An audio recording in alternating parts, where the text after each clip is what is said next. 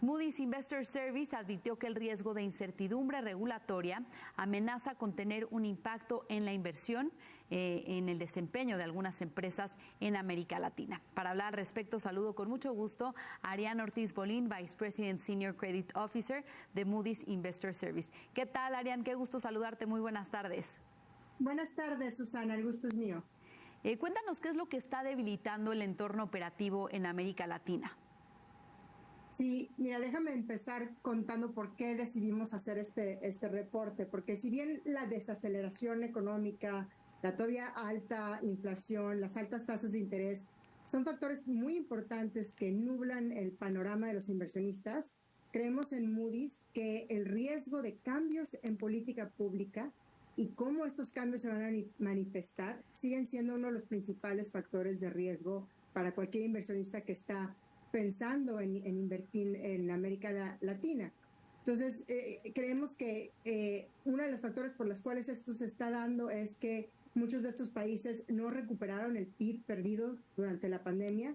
Pensamos que van a crecer menos el próximo año que lo que crecieron en 2021-2022. Y si a esto le sumas décadas de bajo crecimiento del PIB, debilitamiento en gobernanza, pues eso te da un caldo de cultivo en el cual los gobiernos se ven presionados por atender demandas sociales y por mejorar la situación de la gente. Y es cuando vemos este incremento en riesgos de política pública. Y es muy difícil, digamos, pensar en, no es difícil, pero digo que es confuso o no útil hablar de riesgos políticos si no hablamos concretamente de qué estamos hablando, ¿no? Entonces, lo que publicamos aquí simplemente es un repaso de países como Argentina, Brasil, Colombia, Chile, México, Perú, y cómo vemos que estos riesgos de política pública se pueden manifestar.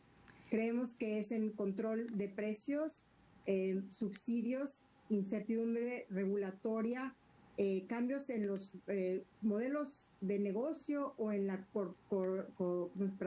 gobernanza corporativa de las diferentes empresas públicas, donde podemos ver que se manifiestan estos diferentes riesgos, Susana. Y quizás me vas a hacer aquí una pregunta, pero te diría que en Argentina y en Brasil es donde vemos más estos riesgos, pero sí lo estamos viendo en toda la región, por supuesto, incluido México. Sí, precisamente te quería hacer la pregunta en torno a la gráfica que estábamos viendo en pantalla de cómo se ve México frente a los otros países de América Latina y cuáles son algunas de estas políticas de riesgo.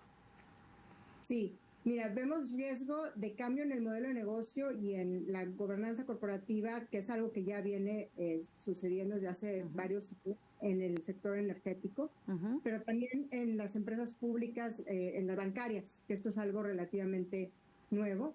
Vemos incertidumbre regulatoria en el sector minero, con unas propuestas de ley para hacer más difícil que haya inversión, dado que hay un riesgo de que se quiten concesiones o que las concesiones no sean tan transparentes como en el pasado. Y hay un riesgo también de incertidumbre regulatoria en el sector de utilities. Y esto es algo similar a lo que estamos viendo, por ejemplo, en Colombia, en el cual el gobierno ha optado por poner controles de precios o subsidios para mejorar el impacto que mencionaba yo de la alta inflación y de la pandemia en general. Entonces, el contraste es que no está, digamos, no hay tanta intervención como lo vemos en otros países, pero sí ha aumentado este riesgo. Sí hay riesgos. ¿Y cuáles son los riesgos en torno a la incertidumbre regulatoria del sector bancario que nos platicabas de empresas que son públicas? Simplemente vemos el riesgo de mayor injerencia en su modelo operativo. Y mayor riesgo de que haya direcciones de cómo prestar, que es algo que no se había dado en el pasado, o pasado reciente al menos. Pero es algo que no es algo que se ha materializado todavía, pero es un riesgo que vemos nuevo. Bien riesgos esto. Esto también tiene algo que ver con el tema de Citibanamex y la parte de que ya no se vendió a un privado y que va a salir a través de una IPO al mercado de valores y que quizá había interés del gobierno por comprar. Sí, aquí me gustaría mencionar algo importante, que muchas veces vemos el riesgo de que estos cambios de política pública o esta interferencia se materialice y al final, ya sea porque hay una legislación o hay un acuerdo o una negociación, no se da este cambio que alertaba a los inversionistas. pero eso, aunque no suceda, ya termina afectando el clima de inversión y las decisiones de negocio, porque qué tal si después sí hay un cambio, ¿no? Entonces, eso es algo que también estamos mencionando aquí. Incluso el riesgo de que haya cambio ya afecta el clima de inversión. Ok, entonces, de acuerdo con esta gráfica, digamos que de América Latina, donde se ven menos riesgos, ¿es en Panamá? Sí, aunque si ves Chile y Perú es similar, porque el círculo que tiene blanco en el centro muestra que a pesar de que hubo cambios, el ambiente regulatorio sigue siendo, sigue acomodando la inversión, o el clima de negocio sigue siendo propicio para la inversión. No que en los otros no sea, pero en los otros hay más riesgos de que se afecte el resultado de las empresas o el ambiente operativo no sea tan conducente. Entonces, ¿cuáles son algunas de las mejores prácticas que precisamente propician el ambiente adecuado de inversión?